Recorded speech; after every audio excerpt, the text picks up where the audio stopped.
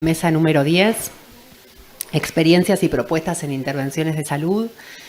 El primer trabajo fue realizado por Matías Honeyman, un compañero psicólogo de Hospital de Día, que no pudo venir por cuestiones de salud. Así que las compañeras Laura Ferrero y Ángeles Alonso lo van a compartir. Así que bueno, le damos la bienvenida. Bueno, buenos días.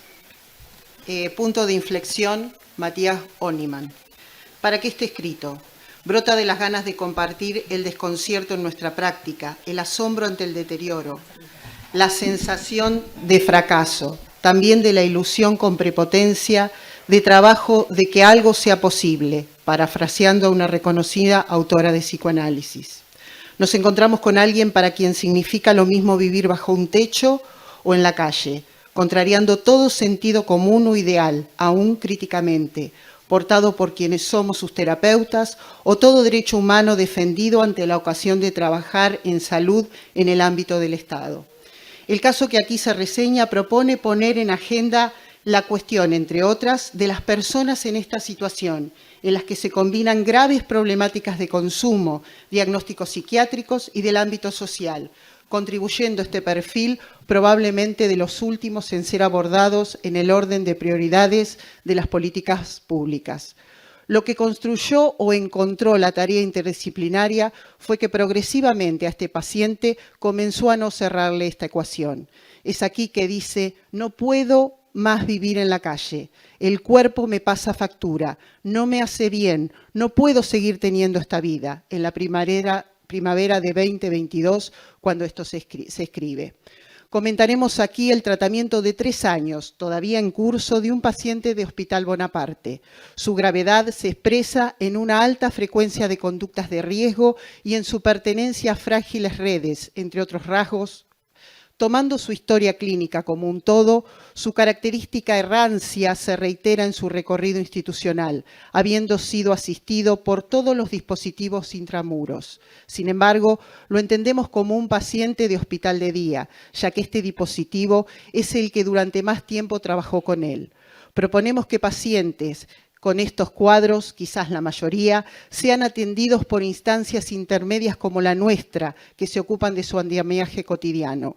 Entendemos que la Ley de Salud Mental, que indica la promoción del desarrollo de estos dispositivos, así como la adaptación y sustitución de instituciones monovalentes por estos, no ha sido completamente cumplida.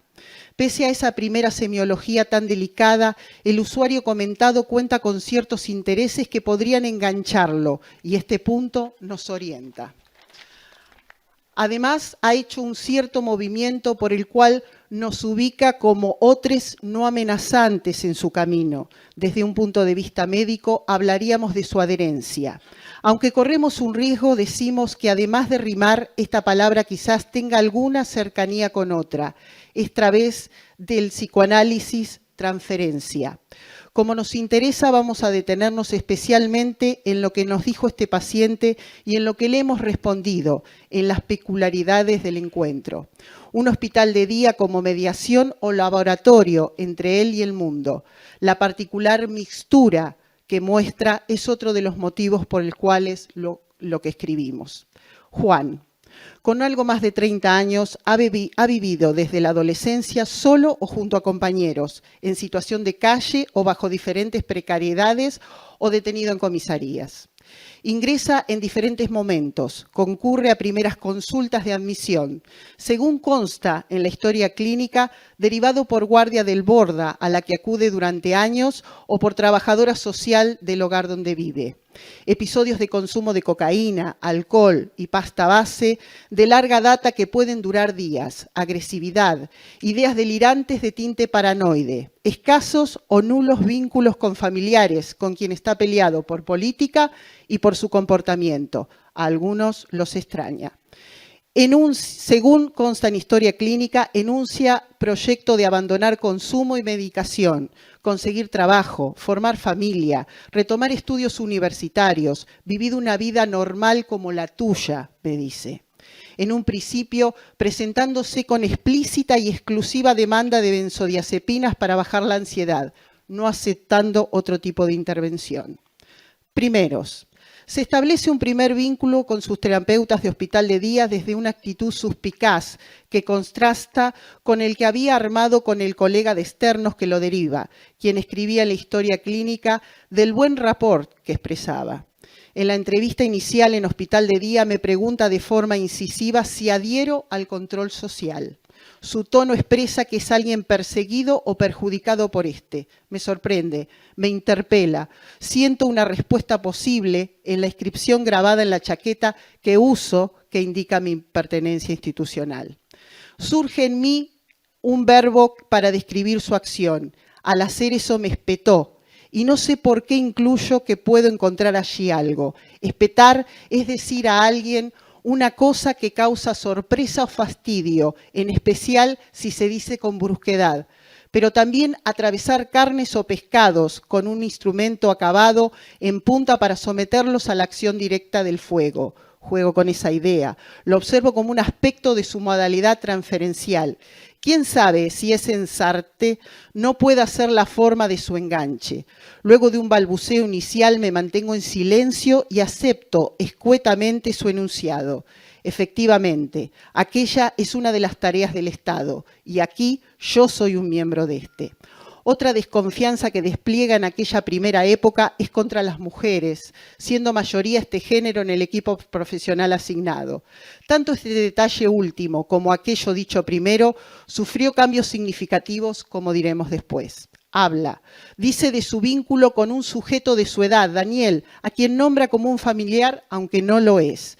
Este consume y tiene problemas psiquiátricos, pero no quiere hacer tratamiento. Se acompañan. Daniel lo ayuda antes y ahora debe hacerlo él. Juan bebe en su compañía y de otros borrachines, de los cuales debería alejarse, frecuentar gente más sana. Le pregunto qué explicación encuentra su modo de consumir. Ubica literalmente algo emocional como causa, su cosa melancólica, el pensar en los lugares sombríos en los que vivió, en recuerdos de infancia dolorosos, las pérdidas de familiares y amigos a las que suma el sentirse solo y que aparezcan los drogadictos. Trata su tristeza con el alcohol, el quitapenas. Dice de su instinto o su mente pidiéndole beber. Necesita ocupar esta última para así dejar de hacerlo. Habla de subir de categoría y ser un ciudadano, como un nadie de Galeano. Quizás muera la vida o sienta que no es. Cuando entrenaba boxeo, una forma masculina de ocuparse de sus problemas, no consumía. Había un club cercano con el que nos vinculamos varias veces. Aún con la chance de asistir, nunca lo hizo. Usualmente tiene ganas de consumir cuando piensa en su pasado, en cómo lo determina. Vuelve a interpelarme, espetarme, al preguntar si el mío hace lo mismo conmigo. También cuando me pregunta qué debería hacer cuando alguien le hace la doble. Con esta expresión remite a cuando le habían a como le hablan de forma predeterminadamente amistosa, pero esconde una cara hostil. Algo ahí me recuerda al doble sentido o a la deshonestidad. Admite no saber cómo responderle, aunque advierte que no tendría que prestarle atención. Estar con otros lo expone a hacer lo que otros quieren. Opone a esto el proyecto de hacer lo que él quiere, hacer la suya, manejarse por cuenta propia. Encuentra que la bebida y los compañeros con quienes la comparte son para no sentir soledad. No deseaba beber, mas no lo evita, no deseaba beber, pero lo invita un compañero, perdón. Asiste a hospital de día exclusivamente por sus obligaciones ante el Ministerio Público Fiscal, vencida su probation. Cuando llegue una fecha del calendario que repite insistentemente, lo abandonará, pedirá el alta o cambiará de dispositivo, definirá cómo continuar, volverá a consultorios externos de donde fue derivado a atenderse con su anterior terapeuta. Cuando se refiere a este, pronuncia mal su apellido, sonando parecido a la palabra saber. Le pregunto si encuentra que en algo lo ayuda a venir. Habla de la sociabilización cuando se encuentra sobrio como algo que necesita trabajar, siendo su principal problemática no adaptarse al otro. Relata una situación en la que otro compañero le cambia los planes que habían acordado en pocos minutos. Esto lo enerva, lo altera, se lo hace a propósito, adelanta la medicación buscando sedarse. Luego se da cuenta de que este joven también tiene problemas psiquiátricos. En el pasado, ante circunstancias similares, tomaba alcohol o incurría en actos violentos. Una forma que encuentra de tolerar lo que no puede es irse, estar solo, caminar, descansar en un parque. Plantea un problema en su hotel, el colchón está en mal estado y no sabe cómo hablar con el encargado sobre esto. Otra vez le hace un clic después de ciertas palabras de su compañero, pierde el hilo, deja de conversar, lo insulta sin escucharlo. Dice que en esas circunstancias piensa distinto. Cuando maneja dinero no puede evitar tomar, metiéndose en problemas. Aunque parece algo inmediato o no dialectizable, aclara que importa lo social. Las cosas se complican solo cuando consume con ciertas personas. Si lo hace en soledad o con gente más grande, no. Reconoce que la medida de su consumo es capital para estar bien, saber medirse. A partir de determinada cantidad se vuelve agresivo, dejando atrás el estar alegre. Aunque refiere no saber cómo controlarlo, menciona una expresión cercana a sus intereses para ilustrar el modo en que lo hace. En un par de ejes cartesianos, el eje X indica el consumo y el Y el tiempo, siendo la curva resultante una parábola cuya función involucra un número irracional, como su consumo, aclara. En la misma hay un punto de inflexión a partir del cual el consumo tiende al infinito y se pierde. Le pido que lo grafique, lo hace, proyecta un asesoramiento con matemáticas. Orígenes. Luego de la muerte de su madre, cuando niño, presenta conflictiva vincular con su padre y su nueva familia. Comienza consumo de cocaína y benzodiazepinas y se va del hogar a los 13 años, comenzando allí su derrotero. En una biblioteca pública investigó sobre su enfermedad. Le interesó el fenómeno de hablar en voz alta y responderse él mismo, como si fueran dos personas. Advierte que eso le ocurría de chico y adolescente, pero desde que se atiende en el hospital, no. Encuentra que esa conducta podría ser la causa de su esquizofrenia. Refiere que comenzó a hacerlo por imitar a personas a quienes frecuentaba y lo hacían, su madre, vecinos. Especula que también serían esquizofrénicos, aunque sin tratamiento.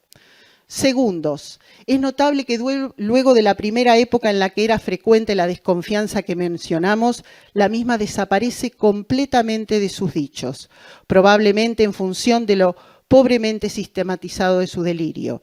Tampoco vuelve a mencionar intenciones de abandonar el tratamiento, valorando la rutina que ha construido en hospital de día. Una conducta cotidiana en su devenir es la de comer restos de comida que la gente deja en las mesas de locales de comida rápida o directamente de la basura. Intervengo enérgicamente, negándole esa posibilidad, entendiéndola como un rasgo melancólico. Advierto cierta sorpresa en su reacción. Surge en él el entre transferencial, la palabra dignidad, a la que recurro permanentemente. Decidimos una intervención en contexto extraordinario. El 20 de marzo del 2020 se queda fuera del hogar donde vivía por llegar tarde después de un episodio de consumo, sin vistas a poder ingresar. Se comienza así una articulación interinstitucional con la Oficina de Asesoramiento al Estudiante Discapacitado de la universidad en la que está inscripto. Efectivamente, Juan es alumno regular de ingeniería todavía, pese a haber tenido allí conflictos con otros estudiantes, docentes y administrativos. Fruto de la misma, que incluye videollamadas en las que participa, le facilitan una notebook con la que rinde un examen a distancia durante las ASPOS. Lo escuchamos hablar sobre contenidos teóricos que estudia de libros que le imprimimos en Hospital de Día, que con el tiempo extravía, de la misma manera que su documentación de importancia. Como plantea que el aburrimiento lo predispone a consumir y refiere que además de estudiar, gusta de escribir y dibujar con estilo directivo, indicamos que use instalaciones de hospital de día como si fueran su casa o las bibliotecas que frecuentaba y que trabaje. Sin éxito, pese al acuerdo que nos plantea siempre. Habla de los escritos que hace, que nunca nos muestra. Los nombra como ítem dentro de un manual de instrucciones que escribe para él. Son instrucciones para poner en movimiento su voluntad. Una mañana llega a hospital de día después de varias jornadas de ausencia, arrastrando su carro de cartonero lleno. Plantea que no tiene dónde guardarlo, que es de su compañero. Sin dudarlo, le permitimos estacionarlo dentro de las instalaciones. Breve referencia teórica y palabra final. Juan no sostiene nada. Gasta su pensión y su subsidio habitacional en sustancias. Pierde frecuentemente su DNI, su CUD, su lugar en el hotel, el hogar o parador como consecuencia de sus conductas agresivas y posición querellante.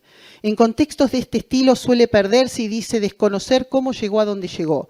La tarea es cotidiana y nos expone a frustraciones. Como mencionamos, vislumbramos cierta estabilización, aunque sin ningún tipo de garantía. Recurrimos a la noción del psicoanálisis lacaniano de ironía de transferencia para describir lo que le ocurre. Según Martín Alomo, el esquizofrénico no está tomado en ningún lazo discursivo, en ningún lazo social, y por lo tanto no dispone del discurso como defensa frente a lo real. En cuanto al cambio esperable para un tratamiento analítico, podemos ubicarlos a partir de lo que el psicótico nos demanda y qué podemos hacer como analistas con esa demanda. En cuanto a ella, por lo general está en relación con un exceso de goce que irrumpe imponiéndose sobre el sujeto de un modo deslocalizado. En este sentido, orientar la cura del psicótico hacia la moderación de su goce desregulado parece permitir que un tratamiento psicoanalítico de la psicosis resulte en la actualidad concebible. Ese punto, momento en el tiempo, que Juan podría y sabría ubicar, que le permitiría detenerse. Gracias.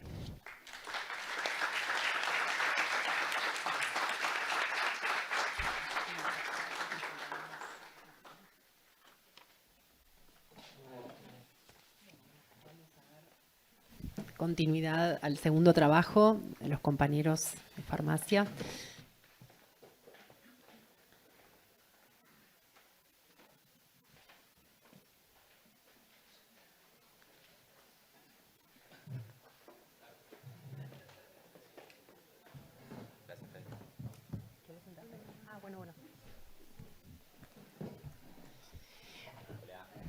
¿Cómo hago? Bueno, el trabajo se titula Intervenciones farmacéuticas en salud mental y los expositores son Gabriel Molina, Marisa Di Marco y Emanuel Romero. Hola, hola. Bueno, gracias por venir a escucharnos, gracias por venir a las jornadas. Para nosotros es un día bastante importante porque la farmacia es la primera vez que expone un trabajo, así que estamos un poco nerviosos, contentos al mismo tiempo. Bueno, lo primero, presentarme. Mi nombre es Gabriel Molina, soy farmacéutico. Trabajo en la sección farmacia acá del hospital. Mi compañero es Emma Romero y Marisa Di Marco. Los tres somos farmacéuticos. Formamos parte de la sección farmacia, eso es importante también decirlo. En total somos 8 personas. Hay 5 auxiliares, aparte de nosotros 3. Y ellos 5, la verdad es que quiero agradecerles públicamente porque son los que sostienen el servicio todos los días. De hecho, ahora están trabajando mientras nosotros estamos acá. Así que gracias a ellos podemos estar y haber hecho esto. Así que, pasados los agradecimientos, bueno, el trabajo se titula Intervenciones farmacéuticas en el Hospital Bonaparte. Para decirles que la farmacia, tanto en Argentina como en el hospital, como en el mundo, está sufriendo un cambio de paradigma, ¿sí? De una práctica centrada en el medicamento a una práctica centrada en el usuario del medicamento. Acá hay una diferencia sustancial, ¿sí? Porque si yo me paro en el medicamento, yo veo el haloperidol, veo su prospecto y digo, todas las personas van a reaccionar de la misma manera a este medicamento. Bueno, si yo hago eso, no hay intervenciones que se puedan hacer. Entonces, si yo me planto desde la posición del usuario del medicamento como un sujeto de derecho, lo que yo hago es decir, tomar en cuenta la singularidad y ahí entender que el haloperidol en una persona o en otra va a actuar de formas diferentes, va a haber efectos adversos diferentes, tolerancias diferentes, ¿sí? Y ahí es donde entran las intervenciones farmacéuticas. Bien, como les decía recién, el mundo está sufriendo este cambio de paradigma, no sufriendo, sino como que todo cambio genera sus rispideces a veces, pero bueno, este concepto de la farmacia clínica y la atención farmacéutica, que ahora además les voy a explicar la diferencia, es un concepto ya viejo, es de los años 70, ¿sí? Surgió en Estados Unidos. Fíjense que estamos hablando del año 2022 y es algo que recién estamos poniendo en práctica. Bueno, bienvenidos a todos. Hay dos prácticas principales que en esta orientación más hacia el paciente tratamos de hacerles farmacéuticas, que tienen que ver con la farmacia clínica, que está más orientada al usuario que está internado, y la atención farmacéutica, que está más pensada para el usuario ambulatorio, ¿sí? Y tienen diferentes focos o diferentes momentos de aplicación, y por eso también la definición es un poco diferente. Si la farmacia clínica está bien pensada en el ámbito hospitalario, y en cambio la atención farmacéutica está más pensada en el ámbito comunitario. La atención farmacéutica, como leen ahí, es la provisión responsable de la farmacoterapia con el propósito de alcanzar unos resultados concretos que mejoren la calidad de vida del paciente. O sea, el foco es mejorar la respuesta de ese paciente, la vida y el uso más racional y mejor de sus medicamentos. ¿Sí? Y obviamente para llevarla adelante no es posible que lo haga el farmacéutico solo, sino que es parte, como siempre, de un equipo. Un equipo en el cual el farmacéutico lo que viene a sumar o a aportar es su experiencia y su saber en cuanto al medicamento, a esa herramienta terapéutica que es el medicamento. Pero siempre el medicamento centrado en cómo es la respuesta del paciente hacia ese medicamento, ¿sí? Y la forma de evaluar eso es con una forma diagnóstica de alguna manera que se llama problema relacionado con medicamentos, que ahora vamos a ampliar un poquito más. Esto es lo que les decíamos antes, que tienen como un foco distinto la farmacia clínica y la atención farmacéutica en el proceso desde el diagnóstico hasta el uso del medicamento. La farmacia clínica actúa ya desde la prescripción, es decir, que la farmacia clínica podría dar consejos sobre el uso del medicamento antes de que la persona los use. En cambio, la atención farmacéutica está enfocada más en el resultado, es decir, por eso tiene este foco más para el paciente crónico o ambulatorio, porque lo que ve es qué le pasa a ese paciente una vez que está usando ese medicamento. En cambio, la clínica podría afectar detectando algo antes incluso de que se use, ¿sí? Y esta es la herramienta diagnóstica que nosotros utilizamos, que son los problemas relacionados con medicamento o PRM, que tienen 4 dimensiones, ¿sí? Indicación, efectividad, seguridad y adherencia o conveniencia. Y fíjense que parece una tabla sencilla, pero es una forma de agrupar un montonazo de efectos que puede tener la persona que usa medicamentos con una herramienta sencilla de utilizar para detectarlos y para actuar rápidamente, ¿sí? Fíjense que tenemos desde la indicación, que no es lo mismo que la prescripción, sino es evaluar si ese medicamento está correctamente indicado en cuanto a la clínica y en cuanto a la evidencia científica existente. La efectividad, cómo este medicamento está siendo efectivo o la falta de efectividad, ya sea porque no es el medicamento más adecuado o porque la dosis es demasiado baja. La seguridad, que eso es una de las cosas que más vemos o a las que más estamos atentos, que tiene que ver con la clásica reacción adversa a los medicamentos, pero también con las toxicidades a veces por dosis alta. Y el aspecto por ahí más relevante, que tiene que ver con cómo esa persona utiliza o cómo es la relación de esa persona con los medicamentos. Y ahí entra lo que es la conveniencia o adherencia.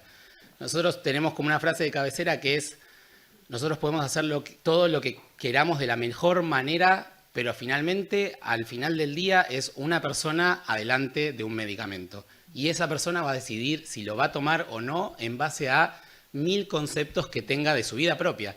Entonces, estamos para acompañar eso, para tratar de desarmar mitos y para ayudar a que las terapias sean de la mejor manera posible, pero finalmente la decisión siempre es del paciente. Muy bien, todo esto que venimos, es la última diapo del marco y ya les empezamos a contar lo que hicimos. Obviamente, como ya lo vienen escuchando en todas las charlas, nuestra práctica diaria está enmarcado, ¿sí? Obviamente con un marco normativo, que son todas esas leyes que están ahí, no las voy a mencionar porque ya las escucharon varias veces.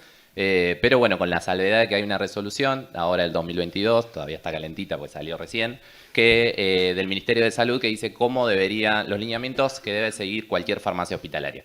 Y dentro de esos lineamientos está la recomendación de realizar actividades de farmacia clínica y de atención farmacéutica, ¿sí? Es decir, no lo sacamos de la galera, no inventamos nada, ¿sí? Es algo que se recomienda hacer. Bueno, entonces lo que hicimos acá en el hospital fue un día dijimos, bueno, empecemos a hacer esto, a registrar esto que estamos haciendo, ¿sí? Porque no estábamos dejando registro de esta actividad y como ustedes saben, lo que no se registra no sucede. Entonces dijimos, bueno, empecemos a registrar esta actividad clínica de alguna manera, a partir de esta clasificación que les mencionó Emma recién de los PRM. ¿Con qué objetivos? Bueno, para visibilizar ese trabajo, ¿sí? Para tratar de incorporarnos en los equipos interdisciplinarios, para tratar de evidenciar el trabajo que estamos haciendo y para también saber nosotros si ese trabajo está teniendo resultados o no, ¿sí? Entonces, lo que hicimos, pasa al siguiente, ¿qué es lo que medimos? Medimos estas intervenciones que les venimos hablando recién, pero también medimos los desvíos. Desvíos es lo mal llamado error, ¿sí? Lo que antes se llamaba error, bueno, que tiene una connotación negativa muy importante para todos nosotros. Hoy todos los manuales de calidad y demás hablan de desvíos. ¿Por qué es importante ver los desvíos? ¿Dónde están los desvíos? Eso es importante porque son intervenciones potenciales, es decir, sobre los desvíos, sobre cosas que no están saliendo bien es donde yo puedo hacer intervenciones para mejorar eso, ¿sí? Entonces lo medimos durante 4 meses y realizamos 97 intervenciones, es decir, que durante 80 días hábiles de trabajo, ¿sí? Tomamos 97 intervenciones. Esto da un promedio más o menos de 1,3 intervenciones diarias, que para nosotros es un montón. Para partir de la nada, hacer una intervención y media casi por día es muchísimo. Ahí vemos que en el cuadro, como las 2 columnas más importantes, son necesidad de estudios adicionales y selección de medicamentos. Es decir que el equipo de farmacia hizo intervenciones sobre esas 2 categorías. Principalmente impulsadas por Emma. Ayer les conté un poquito, no sé si estuvieron. ¿Querés retomar? Sí. Las 2 categorías que son las primeras 2 barras tienen que ver con 2 áreas en las que trabajamos desde la farmacia, que fueron, por un lado, desde abordaje territorial, estuvimos trabajando haciendo consejerías en salud sexual y reproductiva y no reproductiva, y talleres en salud sexual, y todas esas intervenciones sobre aconsejar y acompañar a las personas que inician un método anticonceptivo son la que hacen la primera barra, o la segunda, no me acuerdo cuál. La segunda. Y la primera, que es la necesidad de estudios adicionales, surge de un boletín informativo, que es ese que tienen abajo, que armamos, sobre muchas de las medicaciones que utilizamos en el hospital pueden afectar a nivel cardiovascular. Y eso se evidencia con la modificación del electrocardiograma. Se evidencia con la prolongación del intervalo QT, que es una parte del electrocardiograma. Entonces, hicimos un informe en el cual, en base a las condiciones de los usuarios, más la evaluación de ciertos medicamentos que son más riesgosos, hay una suerte de score en el cual se indica o no se indica si se tiene que hacer un electrocardiograma para ver si esa persona tiene más riesgo cardiovascular por prolongación del intervalo QT. La evaluación de todos esos pacientes fue lo que generó esta sugerencia de que se hicieran en los que así correspondía los electrocardiogramas para controlar que no tuvieran problemáticas cardiovasculares, que son problemáticas que no son tan frecuentes, pero sí son muy graves si ocurren. Entonces, como además el electro no es un estudio invasivo, es una buena herramienta el hacer un control sobre esa problemática en particular.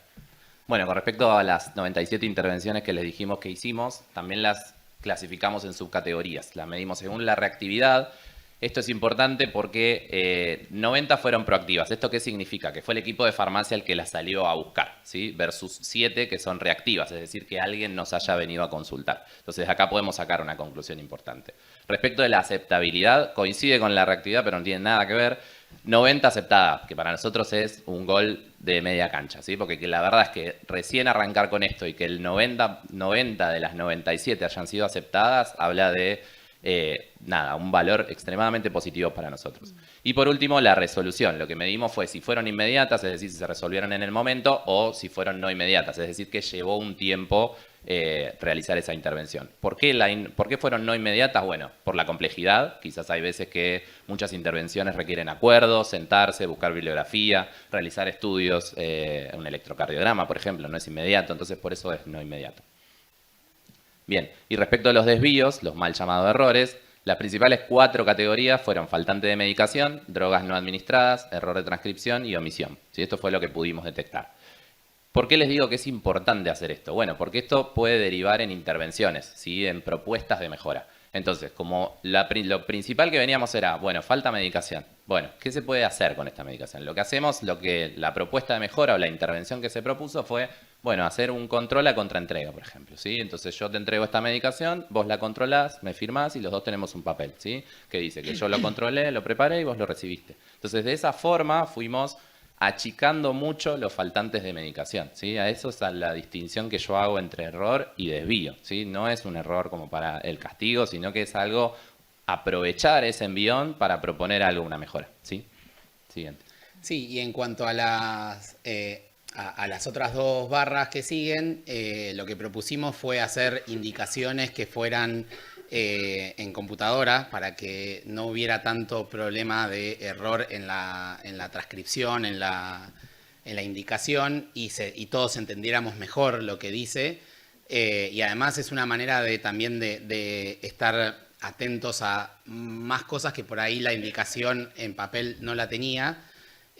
Porque se agregan nuevos cuadros y por ejemplo, qué sé yo, un cuadro para integrar la medicación clínica junto con la medicación psicopatológica, si utiliza medicación de HIV, que muchas veces es externa al hospital, viene de otros lugares, y que tiene muchas interacciones, con lo cual es importante tenerla presente y visible, si utiliza algún método anticonceptivo, y todo eso conglomerado en una sola hoja, visible e impreso, como para que haya menos errores en la lectura y tanto en la dispensa al no entender bien lo que se dice, como en la administración lo mismo, al no entender también, no estar claro lo que está expuesto en esa hoja.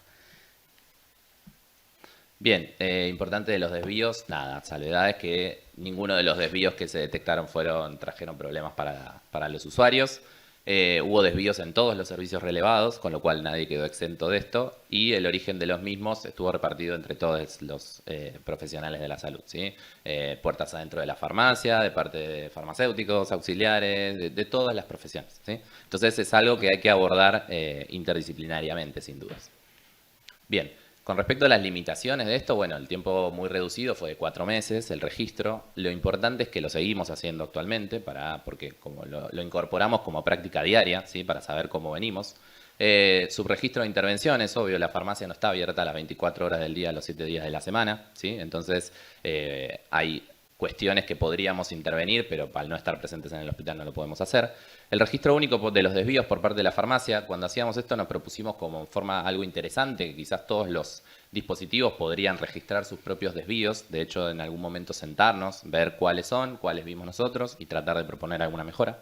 Y que no se abarcó la totalidad de los dispositivos. Esto es algo importante porque así a grandes rasgos el 77% de la medicación que compra el hospital es para personas ambulatorias, ¿sí? Y no tenemos la disponibilidad de personal suficiente como para poder realizar intervenciones de esa magnitud, con lo cual arrancamos por las internaciones, abordaje territorial, por dispositivos más chiquitos, ¿sí? En un futuro, quizás el año que viene, nos encantaría hablar de lo mismo en la parte de ambulatoria.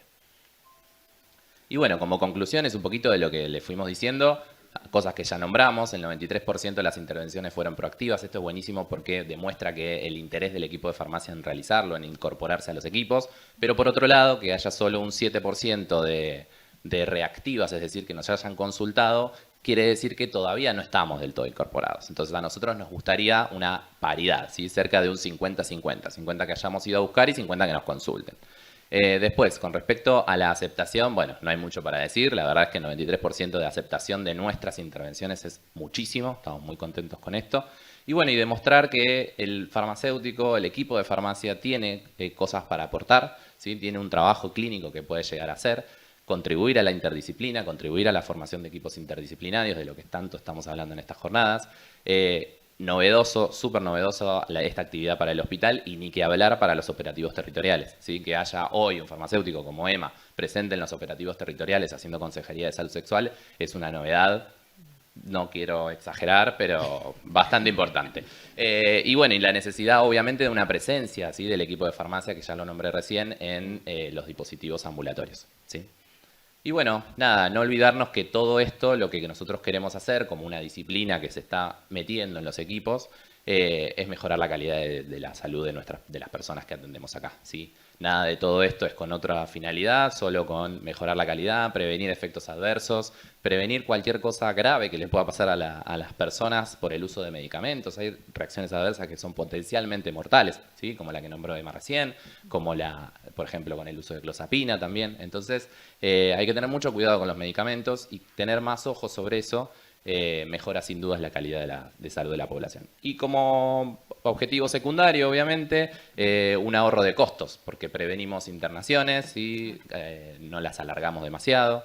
Entonces eso obviamente es un mejor uso de los recursos. Y bueno, nada, eso. Gracias. Muchas gracias.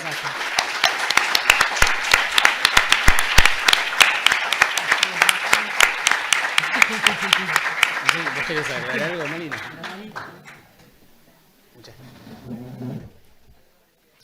Bueno, estuvo muy bien, a tiempo, a la altura. Este no. No.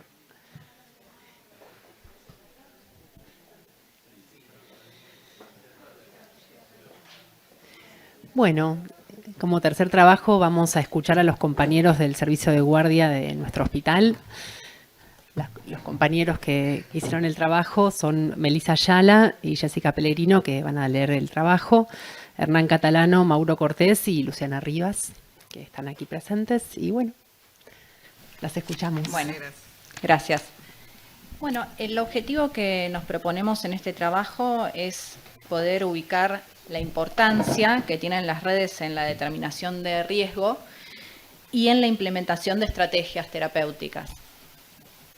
Bueno, también durante el desarrollo del trabajo nos pareció interesante poder formalizar, detallar el proceso de evaluación de riesgo que se desprende de nuestra práctica cotidiana. Es algo que hacemos constantemente durante las entrevistas, pero que, bueno, sin embargo, nunca pudimos detallarlo y puntualizarlo. Este trabajo se nos presentó como una posibilidad para sociabilizar esa herramienta.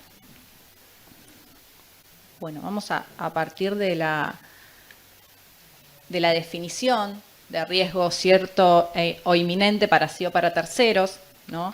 Es una contingencia o proximidad de daño que ya es conocida como verdadera, que amenace o cause perjuicio a la vida o a la integridad física de las personas o de un tercero.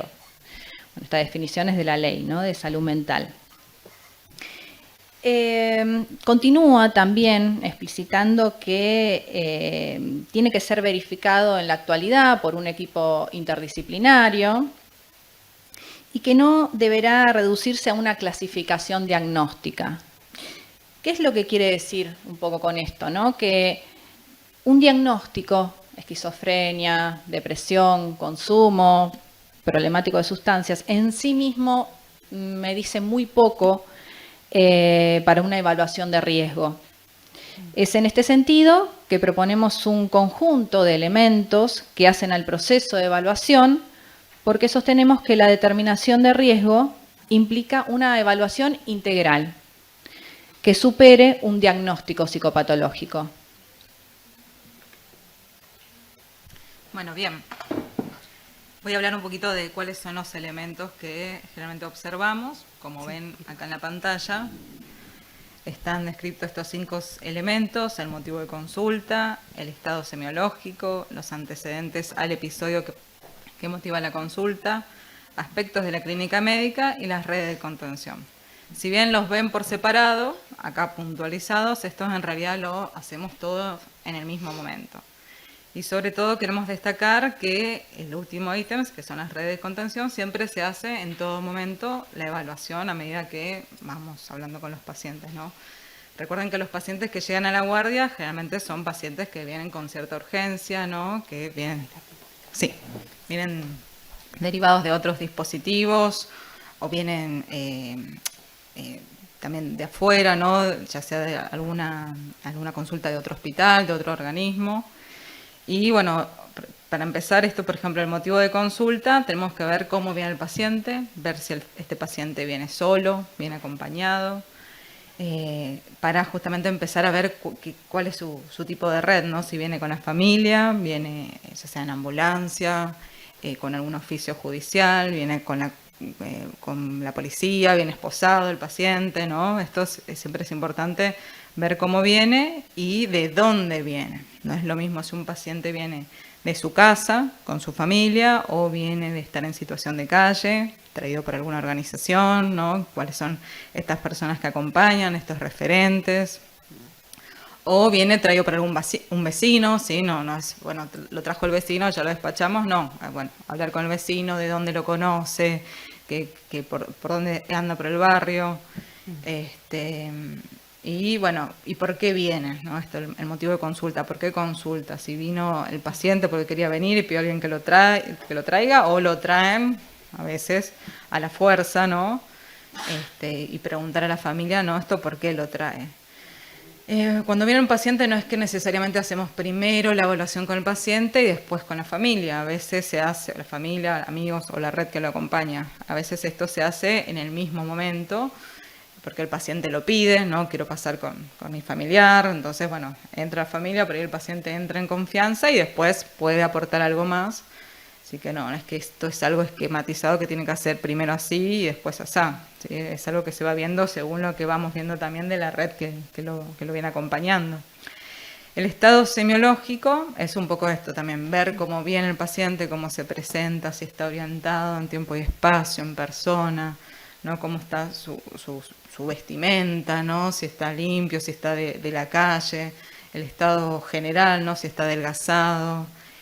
Si hay presencia de alguna alteración de la sensopercepción, delirios, alucinaciones.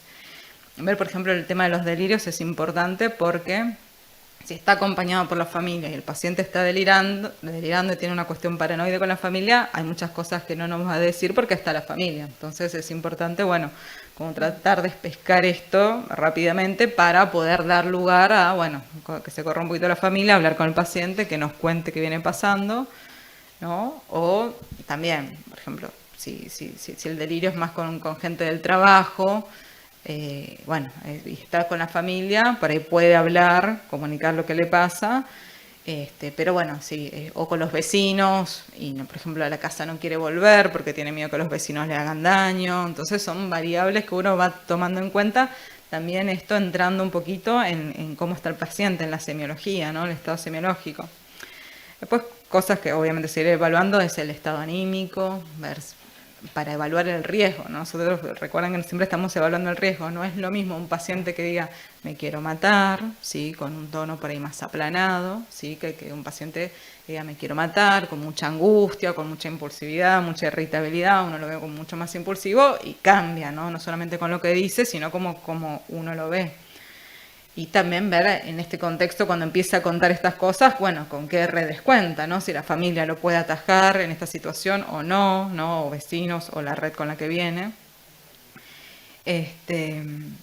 Y después también, por ejemplo, el sueño y la alimentación, por ahí es algo que no se pregunta mucho, porque por ahí no es lo primero que se ve cuando viene el paciente, pero es importante preguntarlo, porque también nos da cuenta del tiempo, si es algo agudo o es algo crónico. Por ejemplo, las alteraciones en la alimentación, nos habla de una desorganización, del estado anímico, a veces la inapetencia o el aumento del apetito, ¿sí? Lo mismo del sueño, si es algo que ya es algo crónico, el paciente ya está acostumbrado, no lo problematiza, o es algo agudo que empezó a decir la familia, dice no duerme, pasa varios días sin dormir, y ahí más o menos, a veces las familias o los que acompañan no naturalizan muchas veces los síntomas del paciente. Entonces si uno no empieza a preguntar, estas cosas nos van surgiendo. Y por ahí lo que rápidamente como que se dan cuenta es esto. Bueno, si comparte o no comparte la mesa familiar, si hace 2 semanas que ya no se sienta a comer, o si duerme o no duerme, si hace una semana, hace unos días que no duerme, está dando vuelta, entra y sale, ¿no?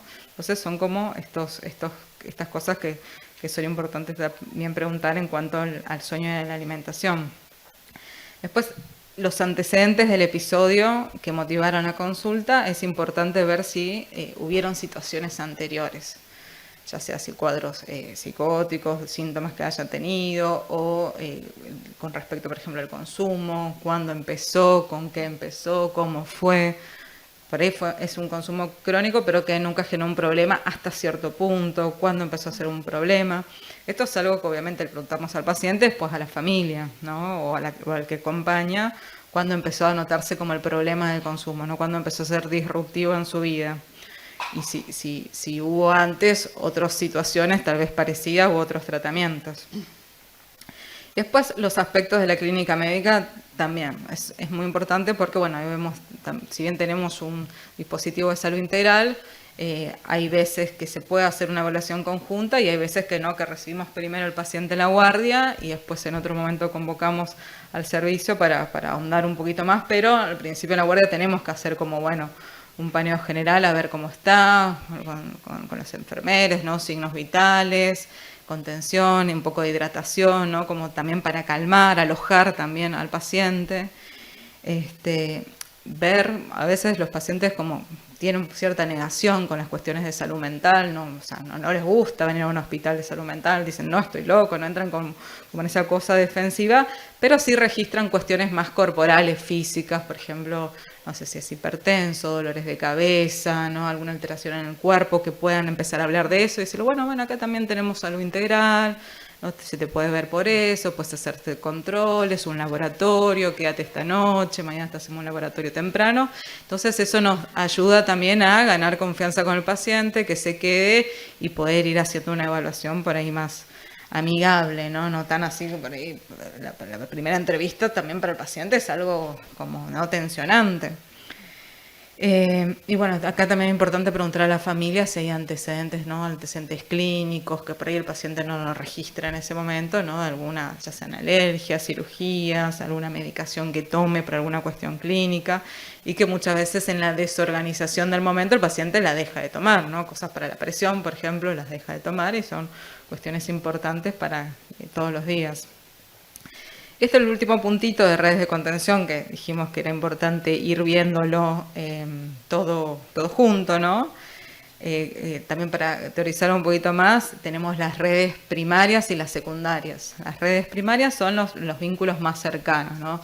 Las familias, los amigos, ¿no? Como todas las personas que uno puede ¿no? llamar cuando hay un problema y sabemos que van a asistir. Es cuando le decimos, si por ejemplo viene el paciente solo, ¿a quién podemos llamar? Si viene el paciente solo que está en situación de calle, bueno, te referencias con alguien, algún familiar, algún amigo, alguien que te ayude, algún referente, alguna organización, ¿no? A ver si conseguimos teléfono o algo también para convocarlos. Y las redes secundarias son los lugares por donde el paciente también transita y genera vínculos un poquito más lejanos, por ejemplo, el trabajo, el club, algunos lugares religiosos también donde circule. Y también es importante lugares recreativos, ¿no? El paciente está en situación de calle, por ejemplo, los comedores, las parroquias, ¿no? Otros organismos, ya sean municipales o de provincia. Muchas veces estos lugares también pueden haber personas que se terminen transformando en una red primaria, ¿no? Con gente que genere mucho vínculo y puedan ser personas donde uno pueda llamar y también van a estar y van a acompañar, van a traer cosas, van a venir a ayudar a encaminar un poco el proceso de tratamiento. Bien, bueno,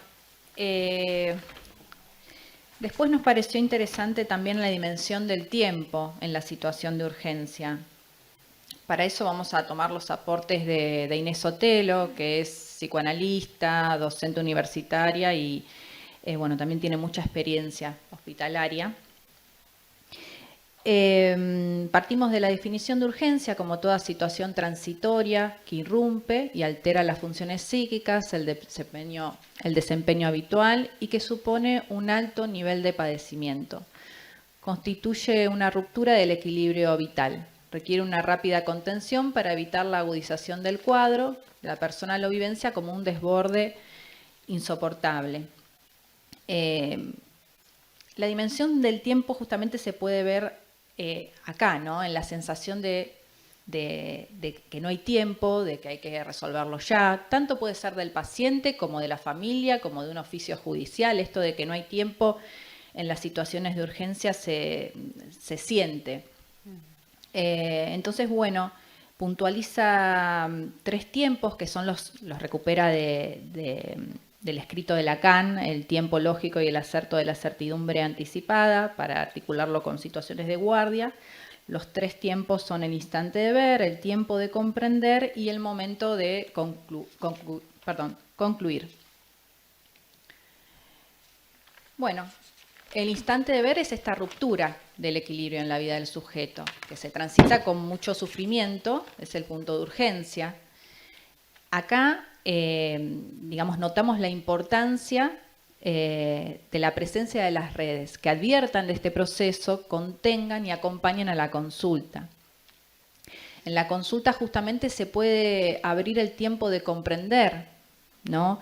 Que es este tiempo donde se aloja al sujeto con su sufrimiento, se instaura una pausa. Frente a este no hay tiempo, bueno, se instaura una pausa para poner en palabras y arribar a una solución con perspectiva en salud mental, ¿no? Que tenga que ver con una estrategia terapéutica. Y el momento de concluir es la solución a la que se ha llegado. En muchos casos la situación de urgencia, si no es abordada, produce este pegoteo, este colapso temporal entre el instante de ver y el momento de concluir. Es una conclusión anticipada. Frente al quiebre del equilibrio y el sufrimiento, pueden aparecer esto, ¿no? Acting out, pasajes al acto, conductas agresivas. Entonces, bueno, lo que proponemos, volvemos a repetir un poco esto, es la posibilidad de abrir un tiempo para comprender en la guardia y la necesidad de que existan redes para posibilitar ese tiempo de comprender. Bien. Bueno, ya como para finalizar, un poco, pudimos evidenciar en la práctica en la guardia que las redes de sostén social ofician de factores de protección para evitar situaciones de riesgo, advierten la situación de urgencia, contienen y acompañan al centro de referencia en salud, disminuyen situaciones de riesgo y también reducen la necesidad de internaciones voluntarias e involuntarias, incorporándose a estrategias terapéuticas. Que esté la red presente no solamente beneficia a una persona que tiene alguna situación de salud mental o que esté atravesando un padecimiento, ¿no? Es central para todos y todas. Cuanta más reducida es la red, mayor es el riesgo y la vulnerabilidad de las personas, sobre todo de aquellas con padecimiento mental. Bien. Una cosita más. Bueno, nosotros desde la guardia, como es el trabajo, evaluamos las redes de contención para establecer el riesgo cierto inminente. Esto no quiere decir que muchas veces presentamos un caso clínico a modo de ejemplo, pero que está en el trabajo completo. Esto nos sirve para ver, por ejemplo, si un paciente se interna o no se interna. A veces un paciente que tiene riesgo cierto inminente para sí y o terceros, si tiene una familia contenedora o un círculo contenedor, no es necesario internarlo, sino se puede ir a la casa con estos acompañamientos y medicación o algunas pautas, control por guardia a las 24 horas y empezar un seguimiento tal vez, no sé de quién es. Sí. Ah, debe ser el tuyo, ¿no? Sí.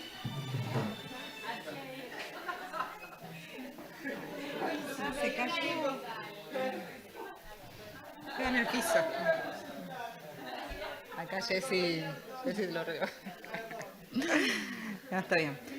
Bueno, comentaba esto, ¿no? Que a pesar del riesgo cierto inminente, si tiene una familia o una red contenedora, puede ir a la casa, puede ser un tratamiento ambulatorio, se evita una internación, ¿sí? Y también no es esta evaluación que hacemos de las redes, no es solamente una fotografía, algo que uno ve en un momento y la guardia ya está, es una foto, se va a la casa y ya no lo seguimos más. Muchas veces pensamos también el armado de redes a futuro, ¿no? Porque a veces son pacientes que tienen un seguimiento por guardia, un par de semanas, un par de meses, medio año, pacientes que están en seguimiento por guardia y que uno va armando cotidianamente esas redes, ya sea con amigos, con familia, reincorporando al trabajo, ¿no? O también pensamos, si es necesario, por ejemplo, a veces una internación, pensamos con los servicios de internación, bueno, qué redes hay como esperanza, ¿no?, de armar a futuro, ¿no?, a proyectar, porque uno dice, bueno, sí, podríamos hacer esto, ahora después que se pueda, ¿no?, articular a veces con los municipios de provincia, ¿no?, distintos efectores de salud cercanos al domicilio, también lleva un tiempo, entonces, bueno, es una apuesta a, bueno, empezamos nosotros por acá, estabilizamos un poco el cuadro inicial y después tenemos la esperanza de que esa persona se pueda seguir, por ejemplo, no sé, en Tigre, ¿no?, o lugares lejanos que dificultaría mucho si el paciente tuviera que hacer tratamiento acá a lo largo del tiempo. Sí, uno de los objetivos también es ampliar las redes, ¿no? Porque muchas veces se piensa en las redes como el grupo primario, ¿no?, como la familia. Pero bueno, nuestro objetivo es esto, ampliar las redes en la comunidad. Listo. Bien, Gracias. bueno.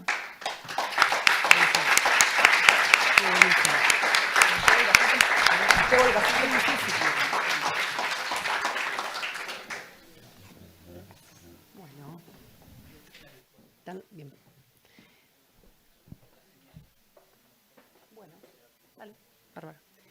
Bueno, el cuarto trabajo que van a compartir son compañeras del municipio de Florencio Varela, que lo van a hacer de manera virtual. ¿Estamos? El trabajo se titula Abordajes desde la complejidad. Perdón, acá. Me perdí, acá. El trabajo se titula Centro de Mediación Comunitaria como Política Pública Municipal para la construcción de una cultura de paz y calidad de vida. Un abordaje integral en el marco de la articulación de la red.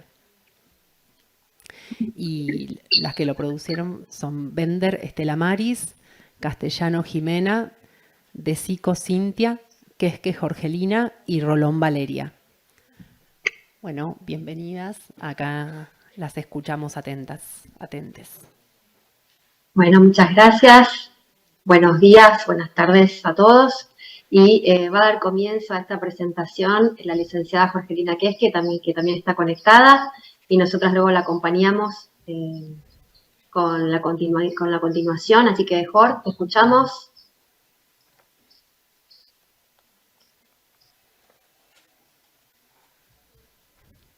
Estamos... Hay que abrir el micrófono. El audio, sí, hay que abrir el micrófono. Ahí está, ahora sí. Estamos bien. Bueno, primero les agradecemos enormemente que nos hayan permitido presentar el trabajo y bueno, es una gran oportunidad como para hacer visible un centro de mediación comunitaria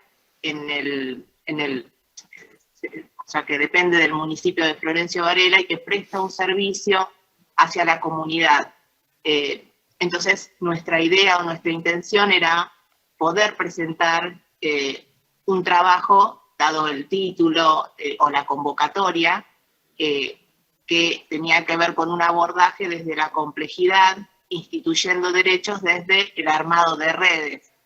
Y nosotros habíamos pensado, o nuestra intención era exponer brevemente un caso desarrollado en el Centro de Mediación, en el Centro RAC, que RAC significa Resolución Alternativa de Conflictos, de un centro que depende del municipio de Florencio Varela. Nosotros estamos en el conurbano sur bonaerense, con un abordaje de mediación comunitaria entre vecinos, como parte de una política pública municipal, concebida como un programa social que propicia la creación de espacios en los que la comunidad establece un diálogo esperanzador para superar sus inconvenientes diarios. Y nos parecía adecuado y más que nada súper interesante que nos dieran esta posibilidad, porque nosotros en los últimos años fuimos observando cómo variaron los requerimientos y las necesidades de las personas afectadas por la convivencia cotidiana, incrementando mucho el nivel de conflicto y la variabilidad de los mismos. Entonces, teniendo el equipo de trabajo, la necesidad de exigirse al máximo en cuanto a la utilización de herramientas y articulación en red con las diferentes áreas del municipio y sectores de la comunidad. Nosotros presentamos brevemente un caso como para ilustrar, que es un caso que suele aparecer en forma cotidiana en el centro RAC, en el centro de mediación. Pero principalmente les vamos a contar un poco cuál es el perfil de nuestra población. Nuestra población es, digamos, o son personas que transitan por mucha vulnerabilidad, entonces es necesario tener consideración de la población con la que nosotros trabajamos habitualmente. Muchas veces nos encontramos con personas que no tienen límites y que es necesario de alguna manera poder ayudar, poder colaborar. La falta de empleo formal, la carencia de educación formal,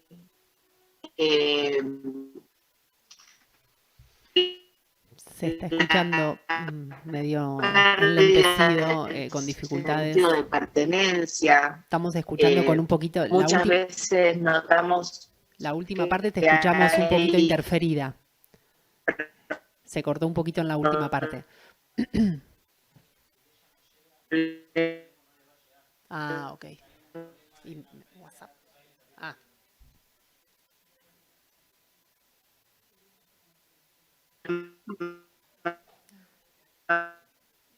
Bueno. A ver, tenemos ahí un tema de conexión con la compañera. Quizás podemos continuar desde aquí hasta que recupere. Dale, buenísimo. A vos te escuchamos ¿Sí? muy bien. Sí, si ustedes pueden continuar, sí. Se escucha súper. Perfecto. Vamos a continuar contándoles, a ver si esto me deja pasar, que se hace bien qué es la mediación y, bueno, el ámbito en el que nosotros trabajamos, que es la mediación comunitaria principalmente, con mi compañera, con la doctora Estela Maris. Hola, ¿qué tal? Buenos días. Gracias por la posibilidad de presentar este trabajo. Interesante rescatar lo que para nosotros es la cultura de paz y este trabajo que hacemos a diario con los vecinos y vecinas de Florencio Varela, donde nuestra intención es llevar adelante una mediación, es llevar adelante un proceso de diálogo asistido por mediadores. Los mediadores somos personas absolutamente neutrales e imparciales, donde trabajamos con herramientas comunicacionales y habilidades emocionales, con la intención de que se arribe a un acuerdo y que las partes puedan gestionar un conflicto, puedan gestionar su conflicto. Puede que el conflicto esté maduro y nosotros tengamos más posibilidades de trabajar, y si no es así, trabajamos con técnicas como ser agente de la realidad, ser abogado del diablo, y poderlos situar en distintas perspectivas para que juntos vayan dimensionando la problemática desde un aspecto objetivo, es decir, separamos las personas del problema, y también desde un aspecto emocional, donde hacemos un trabajo circular narrativo o un trabajo de transformación en lo relacional, para que ese vecino con el que me voy a tener que seguir viendo a diario pueda sostener al menos un trato cordial y respetuoso. La mediación comunitaria nos permite, a diferencia de la prejudicial, acercarnos, es menos formal, pero no deja por ello de tener pautas, como son la escucha activa, los tiempos de escucha, cómo vamos a trabajar con cada una de las partes, la confidencialidad que va a marcar todo nuestro proceso, que eso es fundamental, para que las partes tengan la libertad de decir, tal vez hasta alguna palabra que incomoda, traer historias de vida, de la dinámica de esa relación entre vecinos, pero todo eso nos permite una fluidez con la cual vamos a acercar a las partes y tenemos la maravillosa experiencia, primero de haber sido el primer centro en la provincia de Buenos Aires, que le da a este espacio, o lo tenemos instrumentado con ordenanza municipal, con lo cual todos los integrantes de este equipo de trabajo no solo somos agentes o empleados municipales, sino que generamos un espacio de carrera dentro de nuestro centro y eso nos permite interactuar, somos profesionales y somos compañeros de distintas disciplinas, con lo cual tenemos distintas miradas del conflicto y nos ayuda a una resolución más próxima, más cercana, siempre trabajando y entendiendo que tenemos que solucionar el problema desde un aspecto entendiendo a una visión integral del hombre y una cultura de paz, que es básicamente lo que nos embanderamos y lo que predicamos, pero lo hacemos desde este espacio con normas claras, con acuerdos entre vecinos, y tenemos la suerte de que cuando se presentan, porque el único límite que tiene nuestro trabajo, llamémosle mediación o intervención de paz, es la voluntariedad de presentarse. Nosotros no tenemos poder de policía ni poder de fuerza pública para ir a buscar al vecino, sino que voluntariamente los vecinos se someten a este proceso de mediación.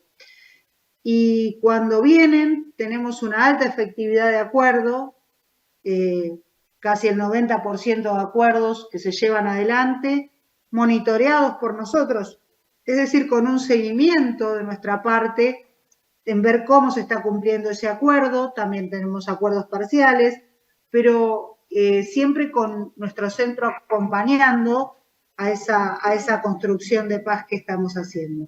Y vamos a exponer un caso donde vamos a mostrar cómo articulamos con distintas redes del municipio. Lo va a hacer mi compañera, la licenciada Cintia de Sico, que es directora de nuestro centro, para explicar cómo es la dinámica y cómo es el ingreso de un vecino, cómo es un caso puntualmente, una experiencia en nuestro centro.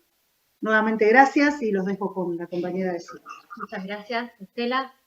Bueno, para que un vecino pueda llegar con un caso al centro de mediación, hay diferentes vías. El municipio habilitó una línea gratuita, que es el 0800 municipal, donde todos los vecinos canalizan ahí sus reclamos y luego vía call center son derivados directamente a nuestra área o al área de incumbencia. También puede llegar espontáneamente, en la mayoría de los casos, ya recomendados por otros vecinos que eligió este espacio para resolver cuestiones, y también son derivados ampliamente por las comisarías, ¿sí? En casos donde llegan vecinos en conflictos, vecinos con peleas, la comisaría lo deriva directamente, en los casos viables, lo deriva al centro de mediación. ¿Dónde está nuestra articulación en red? Primero es volver a restaurar la red entre los vecinos, ese vecino, esa red de relaciones, como decía recién mi compañera, ya la mediación misma promueve ese tipo de diálogo y ese tipo de volver a encontrarme con el otro como posibilidad de restaurar ese diálogo y de continuar luego en esa convivencia con quien vamos a vernos cotidianamente o frecuentemente y poder restaurar en principio esas relaciones o habilitar a que ahí se construyan o avancen nuevas relaciones. Y después, hacia adentro, en el municipio, articulamos, siempre que llega un caso, articulamos con las otras áreas de incumbencia. Tenemos la figura en la mediación que le llamamos es del tercero interesado. Entonces, además de convocar a las partes que están involucradas directamente, van a estar directamente involucradas en el proceso de mediación, convocamos, por ejemplo, en el caso que vamos a compartirles hoy, uno de los casos de los motivos que a nosotros nos llegan para mediaciones tiene que ver, por ejemplo, con ruidos molestos. También trabajamos, las situaciones pueden ser por medianerías, puede ser por consorcios, por espacios compartidos, puede ser por molestias causadas por mascotas, por arboledas, bueno, en fin, un sinnúmero de situaciones que se dan en la vecindad, y en este caso tomamos puntualmente uno en el que está relacionado una institución, en este caso una institución de culto. Actualmente estamos trabajando con otro caso donde está involucrado también por ruidos molestos un boliche bailable, y ahí se ve la necesidad, primero que hay varios vecinos involucrados, no es un solo vecino, sino que es un barrio, una zona del barrio la que está afectada. Llega el caso a nuestro centro de mediación, y aquí para la mediación se convoca también, por ejemplo, en el caso de culto, al área de culto, se convoca al área de la Secretaría de Ambiente, además de los mediadores y de las partes involucradas. No, bueno, todo este trabajo de interacción es un poco también establecer redes dentro del municipio para ver cómo articulamos en darle respuesta a estos vecinas y vecinas de Varela, que se lleven una respuesta lo más inmediata posible a lo que los está angustiando, y después la posibilidad, ¿no?, siempre de continuar trabajando, porque no solamente lo hacemos en este ámbito, sino también lo hacemos en el ámbito de la mediación escolar, participando de campañas de convivencia con los alumnos, con los delegados de los centros de estudiantes, con los docentes, taller de límites con padres. Es decir, tenemos una amplia mirada de lo que es la cultura de paz, y por eso interesantísimo todas estas jornadas donde nos permiten aprender de salud mental y cómo trabajan ustedes, y hacer un poco un espejo, porque necesitamos más promotores de paz en este tiempo. Entonces, en estos tiempos tan difíciles y donde la ayuda interdisciplinaria es fundamental, estamos profundamente agradecidas por la posibilidad de participar y que nos muestren otras formas de trabajar, porque la realidad social es una constante evolución de conflicto y de necesidad de resolución. Entonces, vuelvo a decirles gracias por participar, y vamos, si ustedes nos permiten, vamos a dejar nuestro correo para que nos intercambiemos experiencias de trabajo, porque creo que tenemos que seguir construyendo un entramado social de paz, y eso implica muchas instituciones.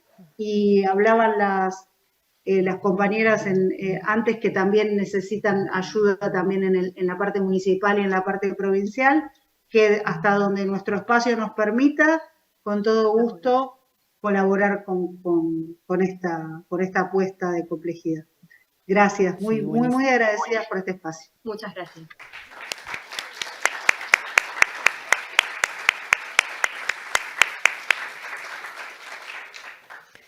Bueno, gracias a las compañeras, súper interesante el trabajo, y después intercambiamos mails.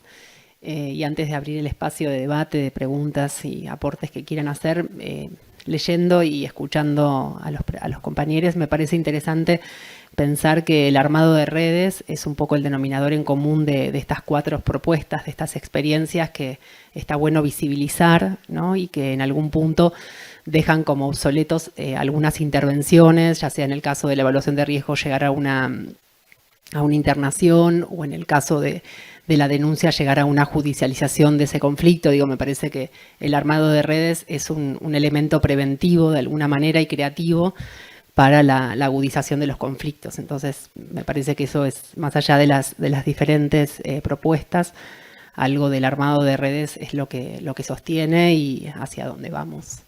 Así que no sé si hay algún compañero que quiera preguntar algo, hacer algún aporte, compartir sensaciones.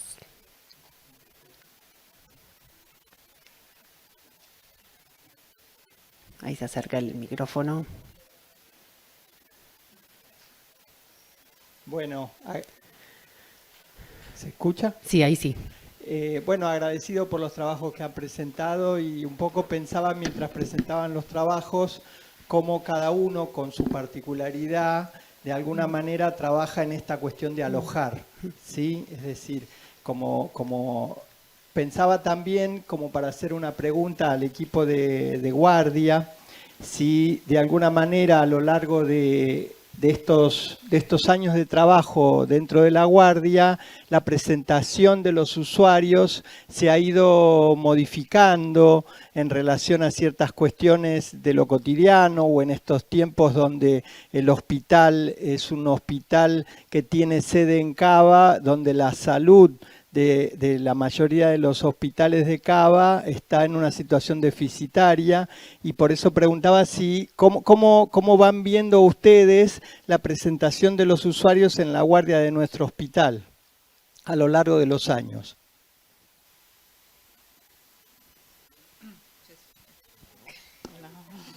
Bueno, te respondo acá en conjunto con mis compañeros.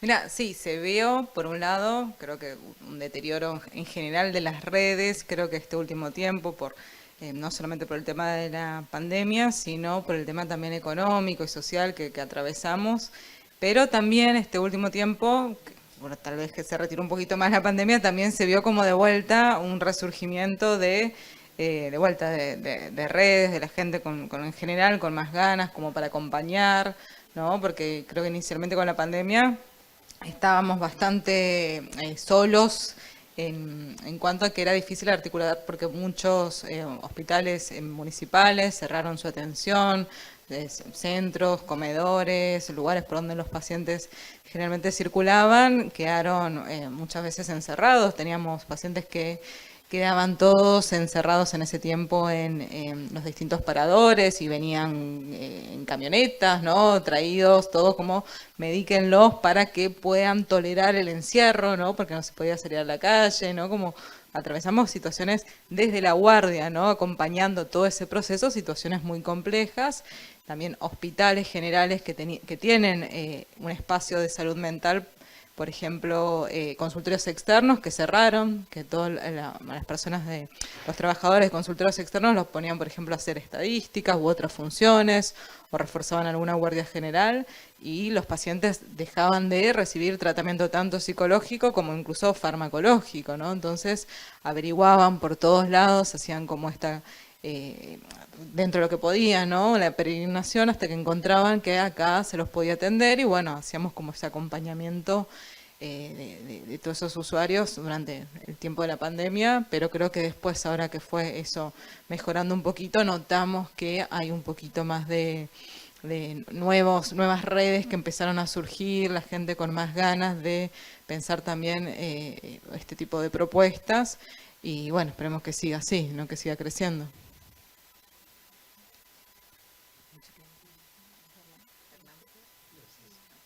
Hola.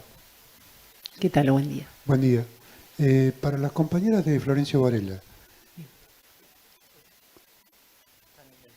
Estamos conectados con...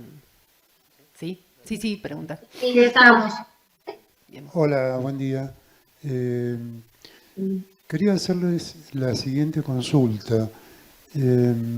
Si han tenido oportunidad de hacer este tipo de presentaciones en otras instituciones de la localidad o del partido, porque resulta realmente novedoso, interesante lo que están haciendo, que ya lleva sus años, entiendo, pero me parece que podríamos, digamos, pensar en la posibilidad de que esto sea conocido también y transmitido, difundido de alguna manera por otras instituciones, ¿no es cierto?, en la zona. Y a la vez, hace unos años yo tomé conocimiento que en Florencio Varela había un dispositivo para trabajar con las personas privadas de libertad una vez que salían en libertad. A raíz de mi trabajo durante años en el Centro Universitario de la Cárcel de Devoto, aquí en Buenos Aires, y por eso quería preguntar si todavía eso existe o están ustedes articulando con este tipo de actividad y situaciones de personas liberadas y sus familias. Gracias. Bueno, le vamos a contestar, gracias por tu pregunta. En principio, decirte que nosotros técnicamente nos dedicamos a vecinos.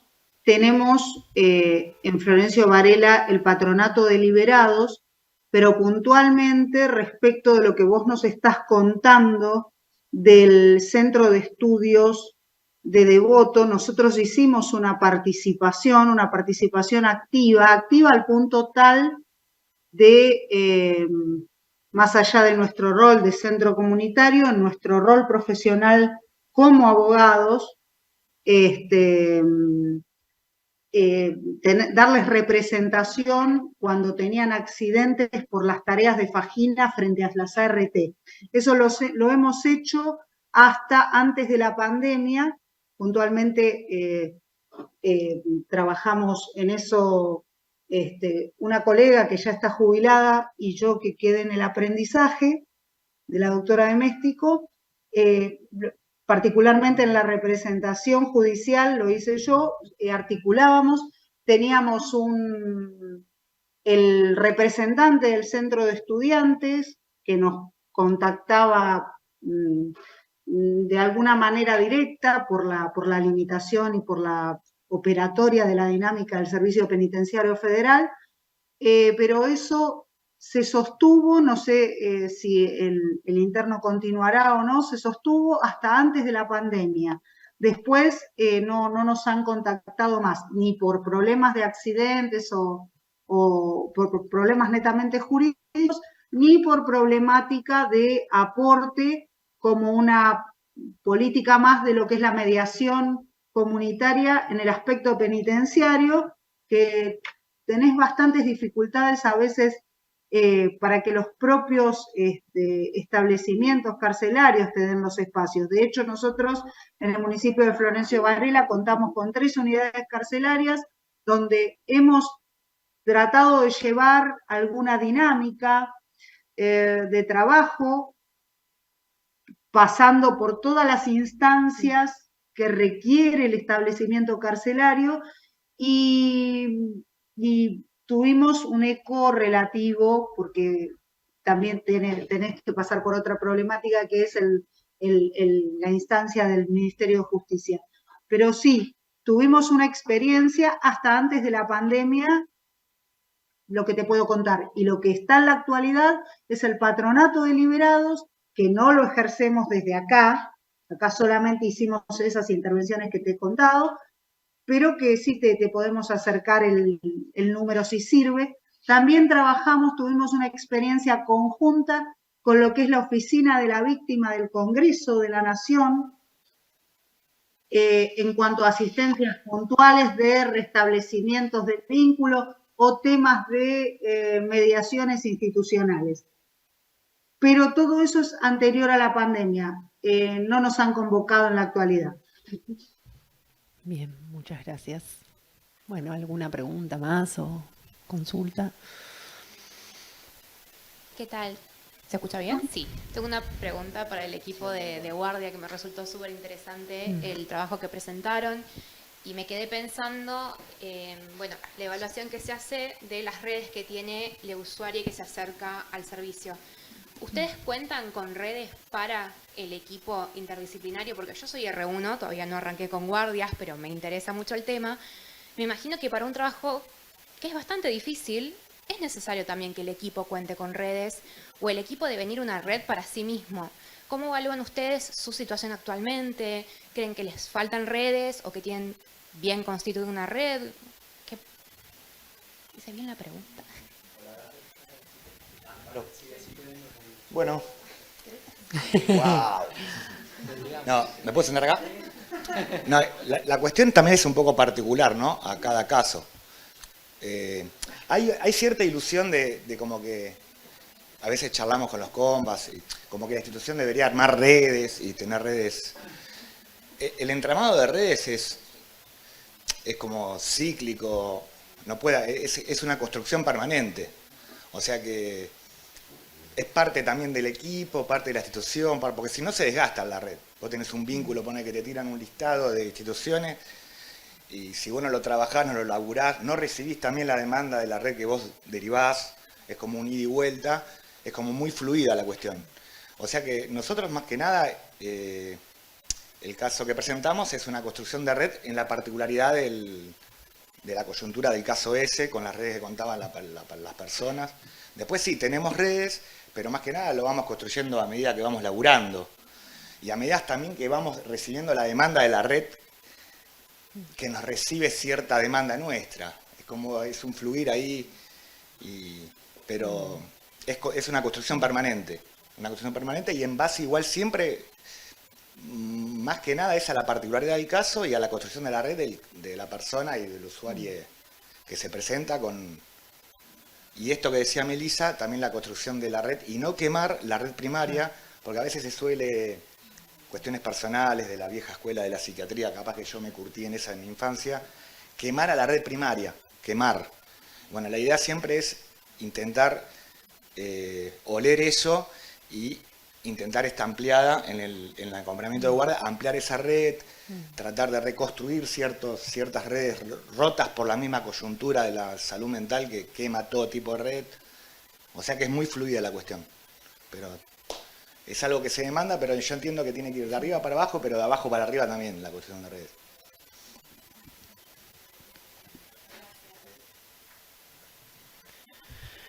Bien, bueno. ¿Alguien más quiere sumarse? Dale. Hola.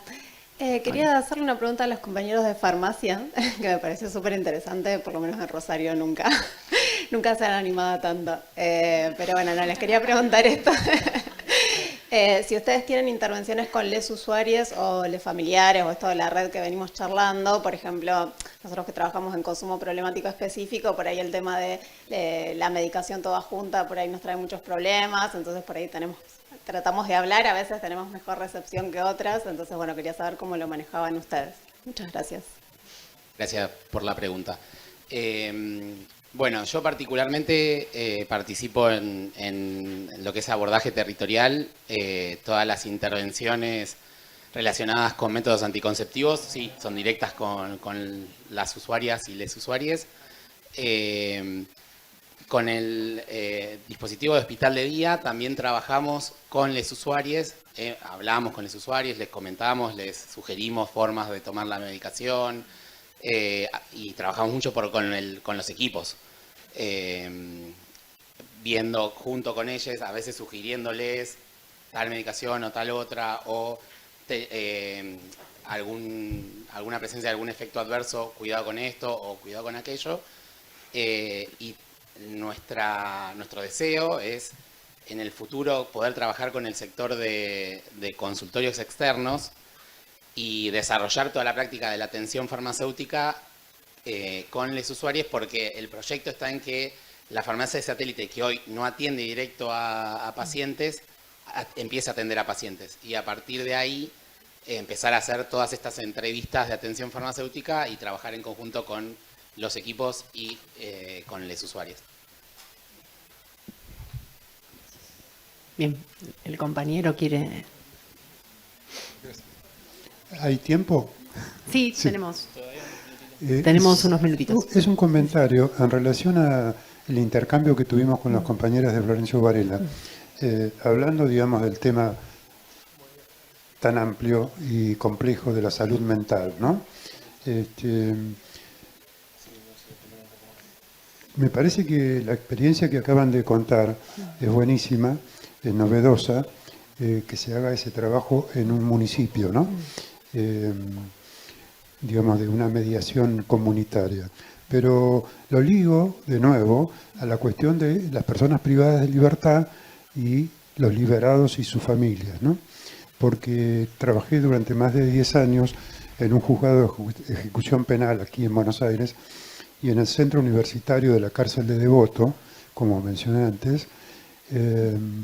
Entonces conozco bastante la problemática y casualmente, ustedes también lo acaban de mencionar, en Florencio Varela tienen 3 unidades, ¿no? Carcelarias. Y por otro lado, el patronato de liberados en realidad nunca tuvo resultados positivos porque es un tipo de dispositivo estatal en general que no da resultados porque no se aborda la situación real y concreta de las personas privadas de libertad o de los liberados.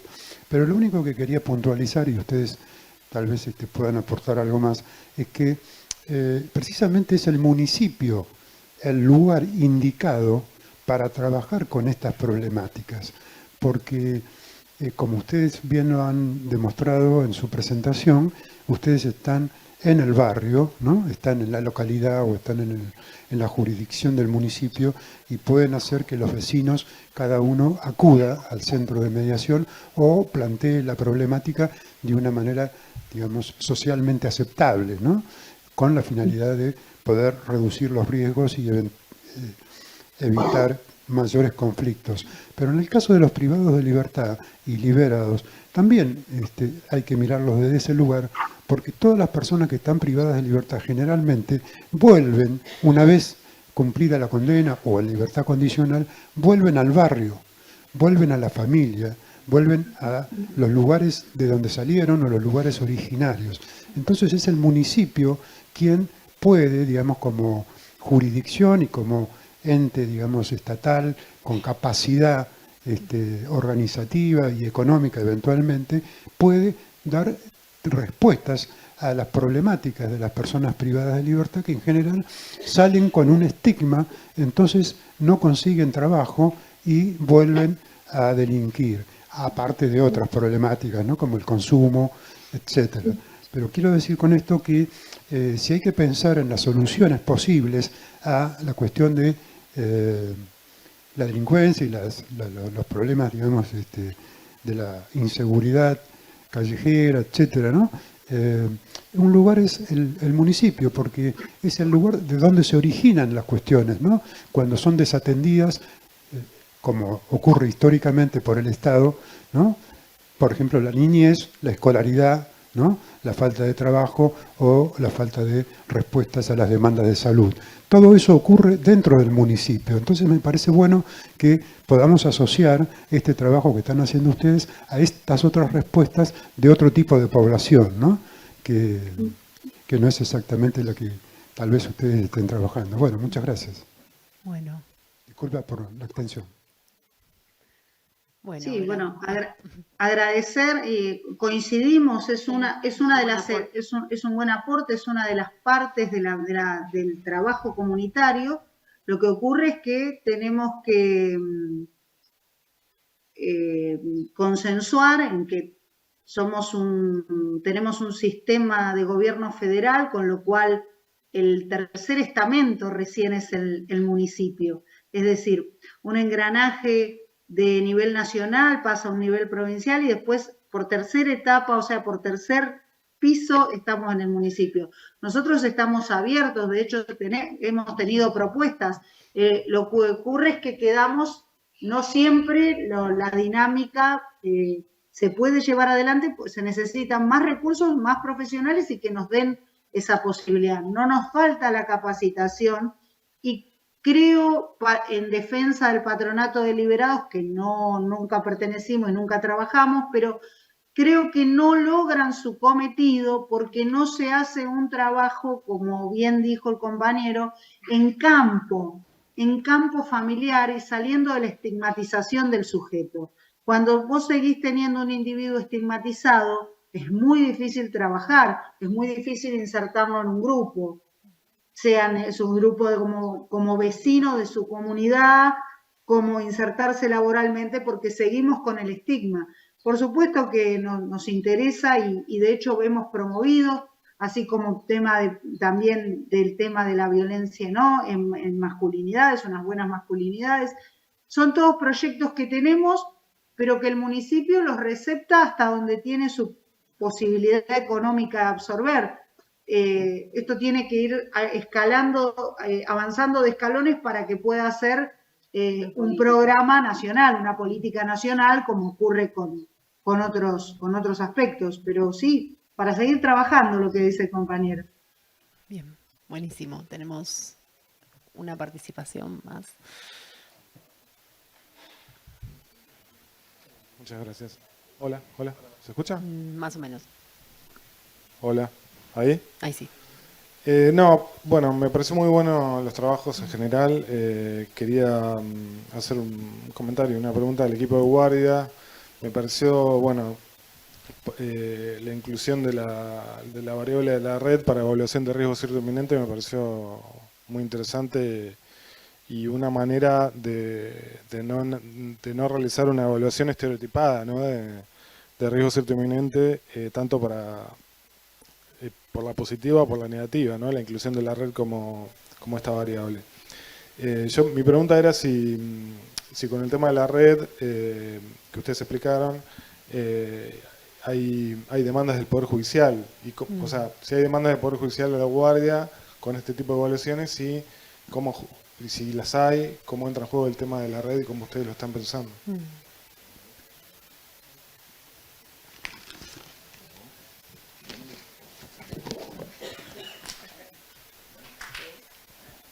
Hola. A ver, llegan oficios judiciales, ¿sí a eso te referís? Sí, hay oficios judiciales, bueno, cuando llegan, es también trabajar el caso por caso. Digamos, hay una diversidad de casos y sí, se trabaja con la familia, se trabaja con la red, hay muchas personas que vienen por oficio judicial y, digamos, acompañadas de personal policial y también de su familia o también de algún amigo, y bueno, se trabaja en conjunto, depende el caso, ¿no? No sé si respondí tu pregunta. Sí, porque el pedido debería ser de evaluación, y si es un pedido de evaluación, encararíamos la cuestión como si fuera por fuera del oficio. Se armaría ahí, después bueno, si hay otras características judiciales de presentaciones de oficio es distinto, pero artículo 34, otras cuestiones que, bueno, capaz que ameritan otro tipo de alojamiento de la situación aguda. Pero si no, es la construcción en base a cómo viene el caso particular, con el nivel de redes que tenga o no. También lo que hacemos es darle información a la familia y orientar, porque muchas veces la familia viene con poquísima información o con mala información, entonces también hacemos todo un trabajo en relación a primero escucharlos, ¿no? Y también empezar a explicarle diferentes situaciones en relación a, no solo a lo clínico, sino también a lo legislativo. Digamos, empezamos a explicarle y a abrir un poco. Tienen muchas preguntas, entonces es también un espacio de información para la familia muchas veces.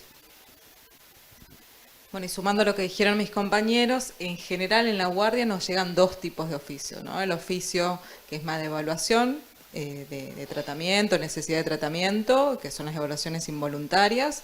Ahí, como dijo mi compañera, nosotros hacemos la evaluación, tenemos en cuenta estas variables de las redes, pensamos la estrategia de tratamiento, si es algo ambulatorio, algo internación, bueno, y todo esto que ya explicamos antes.